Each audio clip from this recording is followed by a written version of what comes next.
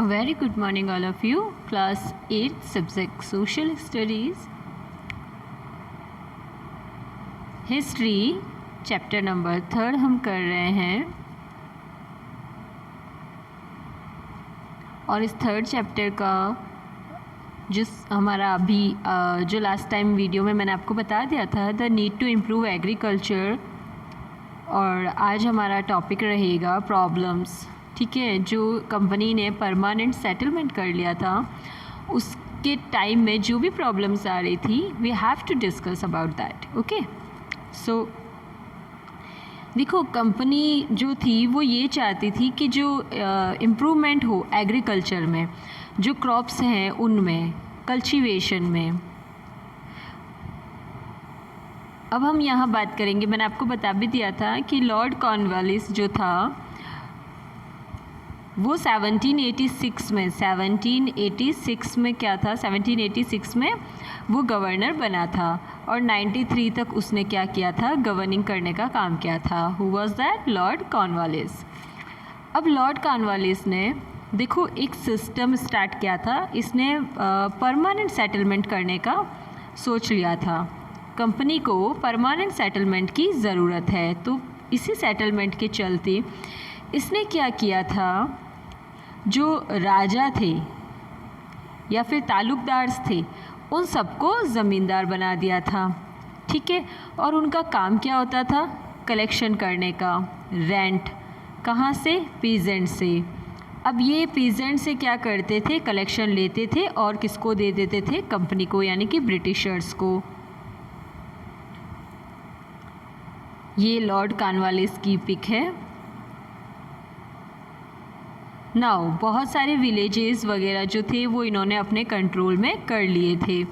हम अब देखेंगे प्रॉब्लम्स क्या क्या आई थी इनके साथ में।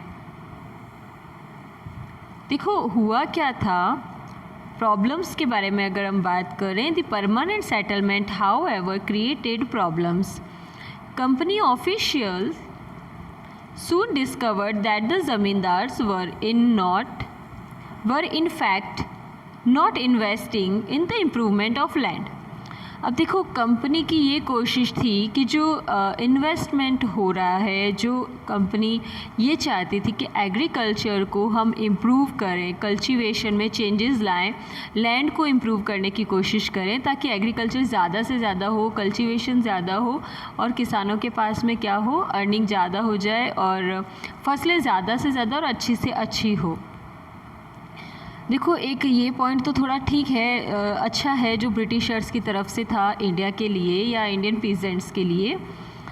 यहाँ आप एक चीज़ नोट करना, देखो कभी भी कोई प्रॉब्लम होती है तो उसमें एक्सटर्नल ही रिस्पॉन्सिबल नहीं होते कंप्लीटली, उसमें इंटरनली भी घर से भी कोई इन्वॉल्व होता है, तब जाके प्रॉब्लम होती है।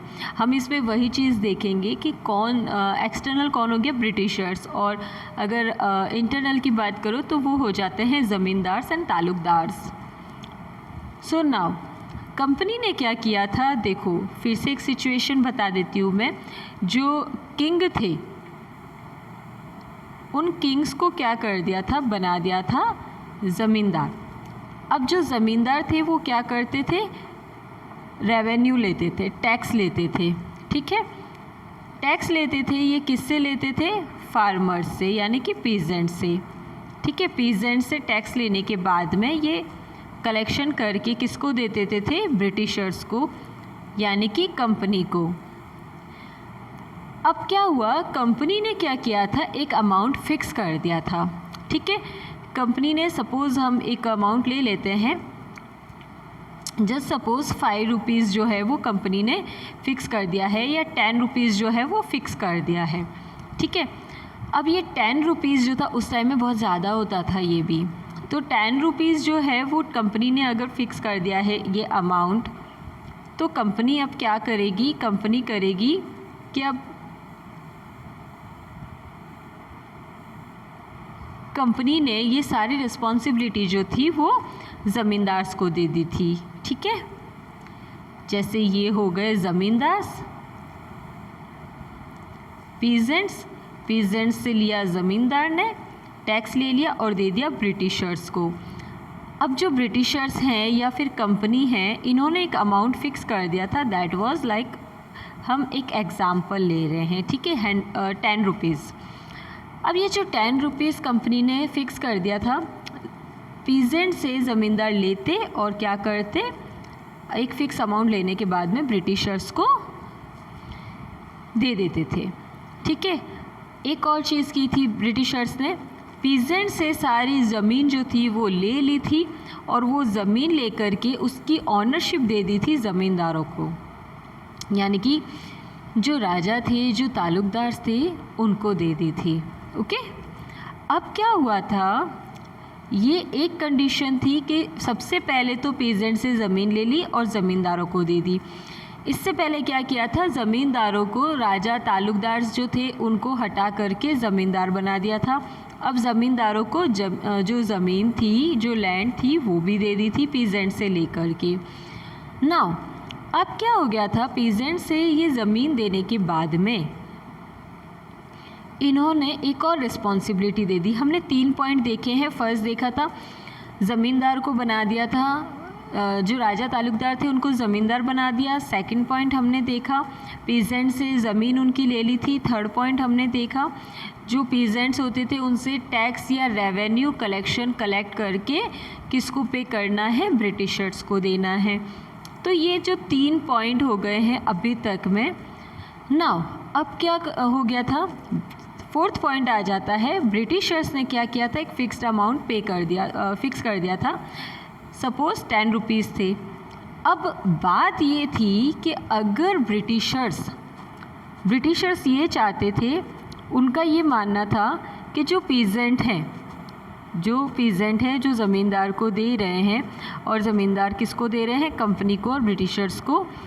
तो पीजेंट सपोज़ अगर उसकी इनकम एक बार वो कितना पे कर रहे हैं, 10 रुपीज़ पे कर रहे हैं, और ज़मींदार कितना दे रहे हैं, 10 रुपीज़ ब्रिटिशर्स को पे कर रहे हैं।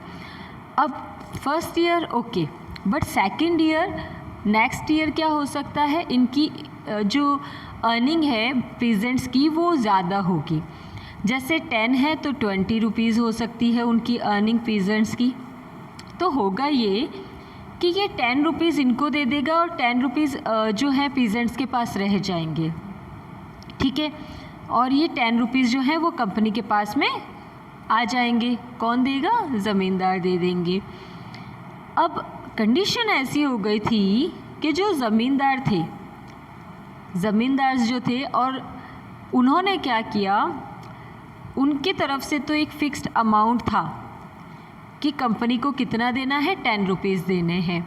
अर्निंग कितनी हो रही हो कोई फ़र्क नहीं पड़ता। जैसे फर्स्ट ईयर जो था 10 था, सेकंड में 20 हो गया, थर्ड में 30 हो गया, फोर्थ में 40 रुपीज़ हो गया, फिफ्थ ईयर जो है उसमें 50 रुपीज़ हो गया। तो ये तो अर्निंग बढ़ती जा रही है, लेकिन कंपनी को कितना जा रहा है, सिर्फ 10 रुपीज़ जा रहा है। तो लॉर्ड कॉर्नवालिस ने इसीलिए ऐसा किया था। उसका ये मानना था कि जो एक्स्ट्रा ये रुपीज़ बच रहे हैं, it will be very beneficial for the farmers. ये क्या रहेगा, बेनिफिशियल रहेगा, किसके लिए, फार्मर्स के लिए। लेकिन हुआ ऐसा कि जब उन्होंने ये देखा कि कंपनी ने कल्टीवेशन में चेंजेस और इम्प्रूवमेंट लाने के लिए बहुत सारा जो था क्या किया, अपनी तरफ से सपोर्ट किया था। बट इस सारे सपोर्ट में जो ये ज़मींदार थे, इन ज़मींदार का कोई भी रोल नहीं था, ठीक है। ज़मींदार्स ने क्या कर दिया था, उनका कोई भी इन्वॉल्वेंस नहीं था, वो कुछ भी हेल्प नहीं कर रहे थे। They are not doing any kind of taking interest और doing any help in the improvement of cultivation और लैंड रिफॉर्मिंग। ना तो वो इसको लैंड को चेंज करने के लिए कुछ कर रहे थे, ना वो कल्टीवेशन में अपना कोई भी रोल दे रहे थे, ठीक है। तो अब ब्रिटिशर्स ने ये सोचा कि अब ज़मींदार अगर इनसे 10 की बजाय अगर 20 ले रहा हो, ठीक है, तो ज़मींदार को तो कुछ भी नहीं करना पड़ रहा। पीजेंट्स तो अपना काम कर रहे हैं, हम भी कर रहे हैं, लेकिन ज़मींदार को तो कोई काम नहीं करना है। उसको तो बस क्या करना है, रेवेन्यू कलेक्ट करना है और ब्रिटिशर्स को देना है। तो अब ज़मींदार ने क्या किया, ऐसे लोगों की जो ज़मीन थी, जो ज़मींदार थे वो ऑनर भी थे उस ज़मीन के, तो बैठे बैठाए वो उनको ऑनरशिप मिल गई है, बैठे बैठाए उनको एक्स्ट्रा अर्निंग भी हो रही है। लेकिन जो कंपनी है, अब ये अर्निंग अगर 50 रुपीज़ की भी हो रही है, लेकिन कंपनी के पास तो कितना जा रहा है, ओनली 10 रुपीज़। तो इसके लिए क्या रहेगा, लॉस में कौन जा रहा है, कंपनी तो बहुत ज़्यादा लॉस में जा रही है, और पेजेंट्स को भी एक्स्ट्रा बेनिफिट शायद नहीं हो रहे होंगे। तो ऐसी कंडीशन में क्या किया जाना चाहिए, ऐसी कंडीशन के लिए उसने क्या किया, ब्रिटिशर्स ने, जो कॉर्नवालिस था, उसने ये जो परमानेंट सेटलमेंट था, ठीक है, ये परमानेंट सेटलमेंट को क्लोज कर दिया। ठीक है, परमानेंट सेटलमेंट जो उसने स्टार्ट किया था, ये सिस्टम बंद कर दिया हमेशा के लिए। अब क्या होगा, एक नया सिस्टम स्टार्ट होगा।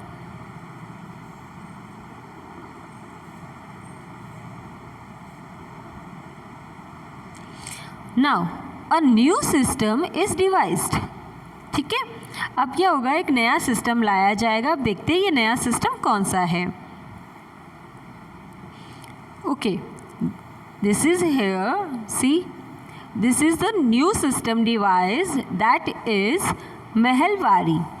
ठीक है, अब एक नया सिस्टम बनेगा, वो है महलवारी। इसको हम एक दूसरी स्लाइड की हेल्प से समझते हैं। नाउ जो न्यू सिस्टम था दैट वाज महलवारी। ठीक है, अब ये महल क्या था, ये महल ये चीज़ थी जो विलेजेस होते थे। ठीक है, उसकी बात कर रहे हैं हम। देखो, डेवलप्ड जो ये न्यू सिस्टम है that was developed by Holt Mackenzie. ठीक है, अब जो ये मैकेनिज्म था, इसने क्या किया था 1822 में क्या किया था, इसने अपना एक नया सिस्टम जो था वो अप्लाई करना स्टार्ट कर दिया था, दैट वाज महलवारी। अब ये महलवारी क्या होता था, आपको पता है, जैसे मैंने बताया था कि जो ज़मींदार थे वो क्या करते थे, वो किसानों से यानी कि पेजेंट से रेंट लेते थे। तो ये जो ये रेंट लेते थे, यही रेंट जो था ये ब्रिटिशर्स को दे देते थे। लेकिन इसमें अर्निंग किसकी होती जा रही थी, ज़्यादा से ज़्यादा ज़मींदारों की हो रही थी। और ज़मींदार जो थे वो किसी भी तरह का इंटरेस्ट जो था वो अपना नहीं दिखा रहे थे इम्प्रूवमेंट करने में एग्रीकल्चर का। ठीक है, so that was introduced in northern parts of India.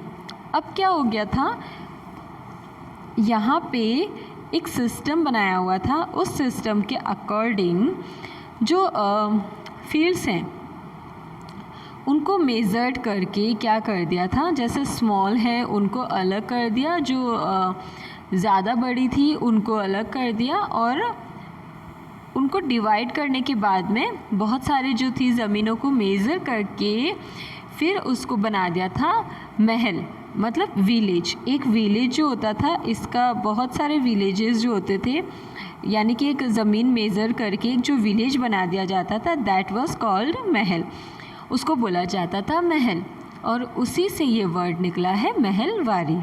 ठीक है, तो अब देखो ये जो महलवारी था,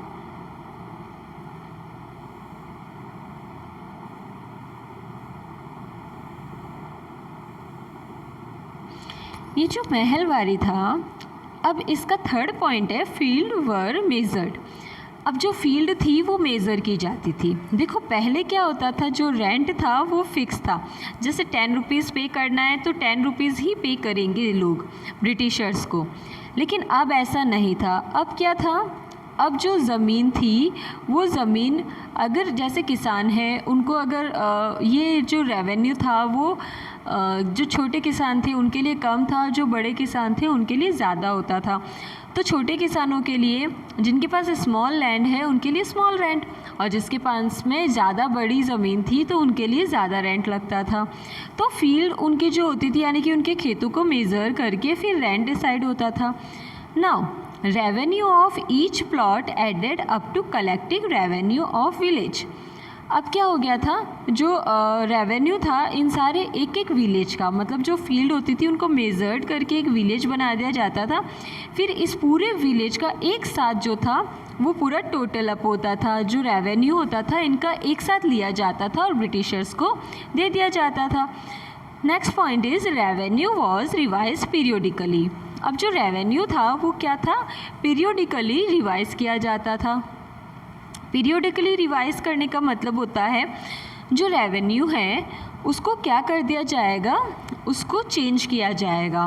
कैसे चेंज किया जाएगा, जैसे जो उनकी फील्ड है उसके अकॉर्डिंग और जितना उनको बेनिफिट मिल रहा है या जो सिचुएशंस होती थी, कंडीशंस होती थी, उसके अकॉर्डिंग उनको चेंज कर दिया जाता था।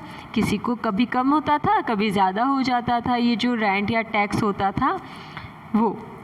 नेक्स्ट है village headman collected the revenue. अब क्या हो जाता था, देखो पहले क्या था, ज़मींदार थे, ठीक है। अब इन ज़मींदारों को और इस ज़मींदारी सिस्टम को बंद कर दिया था। तो ये जो ज़मींदारी सिस्टम बंद हुआ था, इस ज़मींदारी सिस्टम की जगह पे हर एक विलेज का एक हेडमैन बना दिया था, यानी कि ज़मींदार को हटा के उसकी जगह कौन बना दिया है, एक हेडमैन अपॉइंट कर दिया जाता था। And he has to collect the revenue. उसको क्या करना पड़ता था, सारा रेवेन्यू कलेक्ट करना पड़ता था। Now village was called as mahal. जो मैंने अभी आपको बता दिया, जो विलेज था उस विलेज को क्या बोला जाता था, महल बोला जाता था।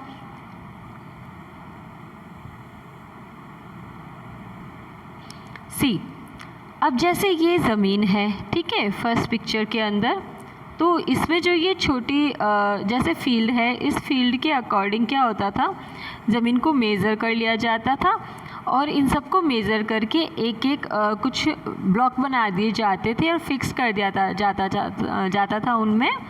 तो उससे एक विलेज जैसे 10-15 जो फील्ड्स है उनको एक साथ रख दिया और फिर उनको कलेक्ट करने के बाद में वो पर्टिकुलर एरिया जो था उसको एक विलेज बोल दिया जाता था, यानी कि महल होता था।